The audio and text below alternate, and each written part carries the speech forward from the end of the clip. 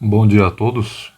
Nesse vídeo eu vou falar brevemente sobre a Lei Orgânica do município de Araraquara, cidade que fica no interior de São Paulo. E o objetivo, na verdade, é auxiliar, dar algumas dicas de onde estudar exatamente, em que parte da lei você deve focar mais para a resolução de questões de provas de concurso.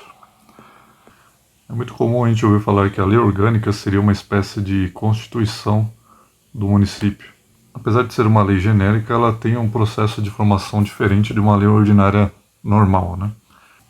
Para ser votada, em vez de maioria simples, precisa de 2/3 e também votada em 2 turnos, com um interstício mínimo de 10 dias entre cada turno de votação.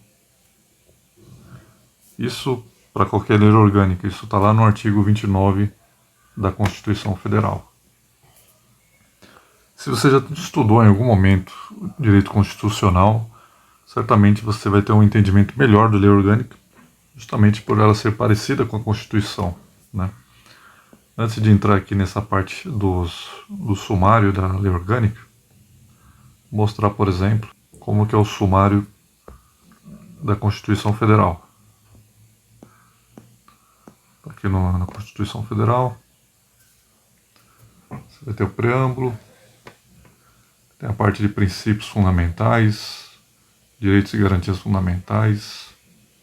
Aqui eu estou olhando os títulos. Aí vem a parte de organização do Estado, organização dos poderes.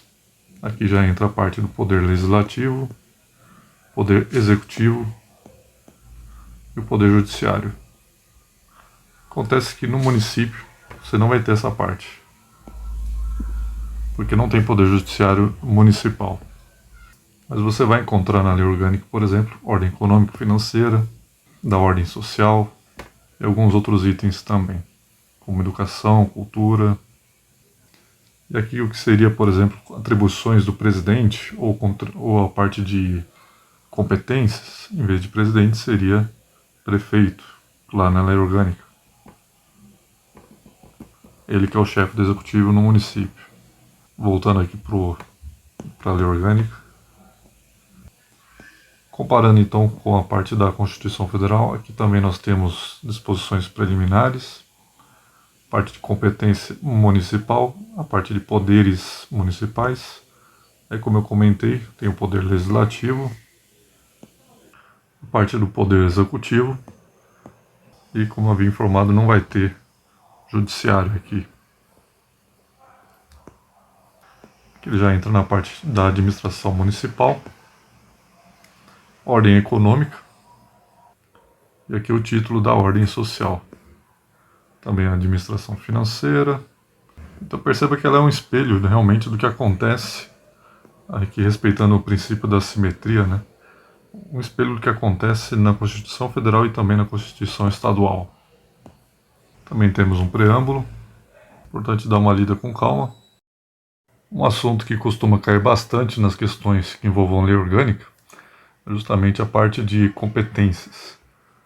Que no caso, aqui no artigo 21, ele trata o seguinte: matérias de competência do município que passam pela sanção do prefeito. Está dizendo que cabe à Câmara, mas o prefeito ele vai ter que sancionar ou vetar. Então, são duas situações, né? A Câmara vai lá e aprova,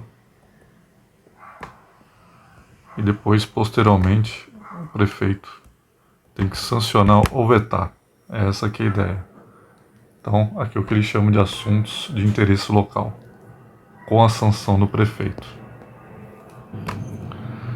A incidência desse tipo de questão é tão grande que eu diria até que, se você tiver com pressa no estudo de lei orgânica, foca nessa parte, que apesar de ter muitos incisos, é uma parte que cai bastante, né?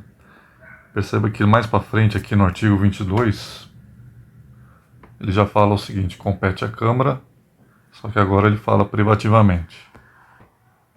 Aqui já não precisaria mais da sanção do prefeito. E se você olhar bem aqui os artigos, deve fazer uma leitura atenta, você vai perceber que não faz sentido mesmo o prefeito opinar. Por exemplo, eleger a mesa diretora. né, a mesa lá da Câmara. Isso não é responsabilidade dele, é uma coisa interna da Câmara. Elaborar seu regimento interno. Aqui o pronome possessivo seu indica que é da Câmara. Então, há uma separação, né, entre poderes. E elaborar o regimento interno não tem nada a ver com o prefeito, né, é algo interno, que é competência ali dos vereadores se reunirem e elaborar o seu regimento interno.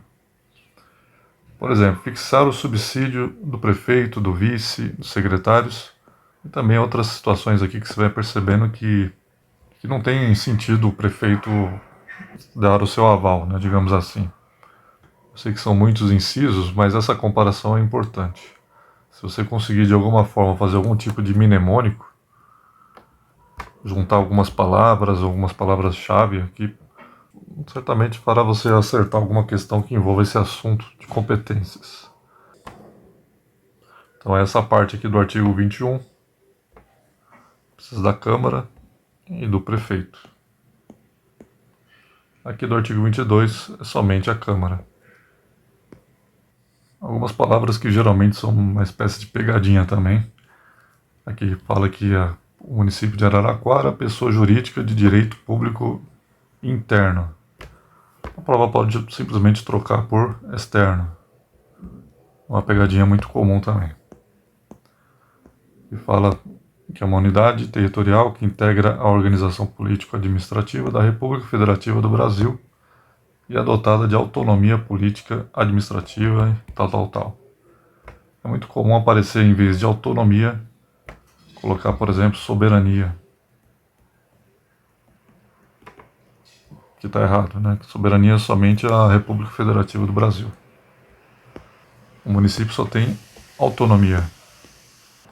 Pode inclusive perguntar uma coisa bem simples, por exemplo, quais são os símbolos do município? Brasão, bandeira e o hino.